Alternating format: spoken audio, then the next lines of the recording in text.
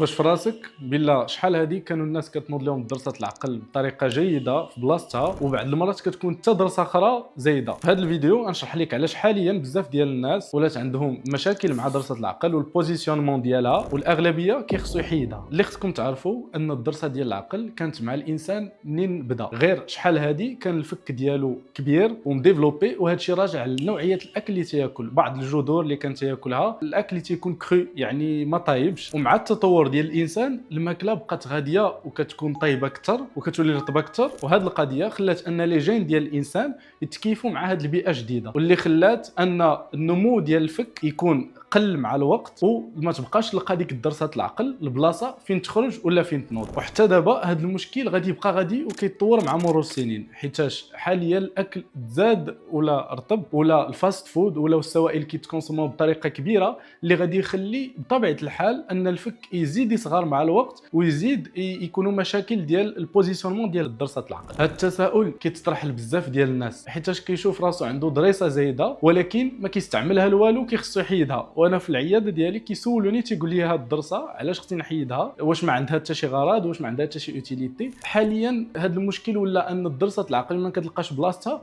كتبدا تزير الدرسه اللي حداها، تقدر تسبب بها تسوسات امراض، وكتقدر تدفع لينا السنان، وكيولي دي بروبليم اورتودونتيك تيكونوا مع الوقت ومع لو ديفلوبمون. يعني كنحتاجوا اغلبيه الحالات نحيدوها باش نتفاداو هذا النوع ديال المشاكل وباش الانسان كيبقى مرتاح. النصيحه اللي نقدر نعطيكم على هذا لو سوجي هو ان وليداتكم تعودوهم على الاكل اللي تيكون شويه قاصح ولي كروديتي، يعني المسائل اللي خضراء، هكا تتكون لا ماشوار ديالهم قادره انها ديفلوبا بطريقه احسن وتخلي البلاصه اكثر اللي كدرسها باش تخرج مزيان وما دير حتى شي مشاكل مع الوقت. الى عجبك المحتوى بارطاجي لا فيديو باش كلشي يستافد.